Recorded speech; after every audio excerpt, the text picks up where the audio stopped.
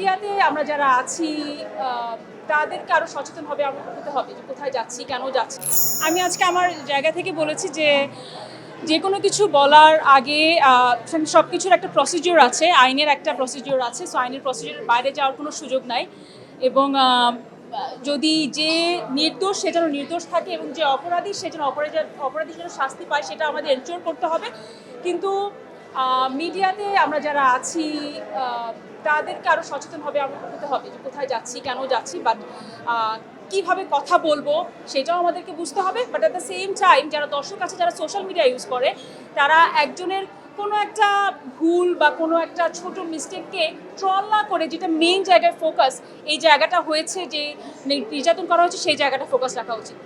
না, আমি তো যেহেতু ট্রমাটাইজ, ওর সাথে যেটা হয়েছে ও ট্রমাটাইজ হওয়া খুব স্বাভাবিক।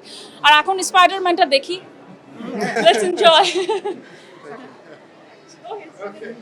অ্যাবসলিউটলি আমার মনে হয় যেহেতু আমাদের দেশের শিল্প, সো সেখান থেকে আমি অবশ্যই বলবো যে আমাদের আমাদের যে স্ট্রেংথ আছে সেটা যদি আমরা কাজে লাগাতে পারি, অবশ্যই আমাদের জন্যই আলটিমেটলি ভালো হবে। এবং যেরকম করে আমরা ইংলিশ মুভি বা স্পাইডারম্যান বা অডিসি কয়েকদিন আগে আসলো, যেরকম করে মুখ হয়ে থাকি দেখার জন্য, ঠিক সেইভাবে যেন আমরা বাংলা মুভি দেখার জন্য সেরকমভাবে থাকি।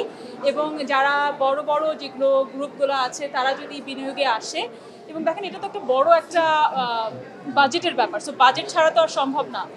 তো সিনেপ্লেক্স তো মুভি প্রডিউস করে, সো সিনেপ্লেক্সের কাছেও সেরকম একটা রিকোয়েস্ট থাকবে, তারা যেন এরকম করে তারা যখন কাজ করছে সেরকমভাবে বাংলাদেশি আর্টিস্টদের দিয়ে নিয়ে ভিএফএক্সের যারা বেটার তাদেরকে নিয়ে যেন কাজ করে।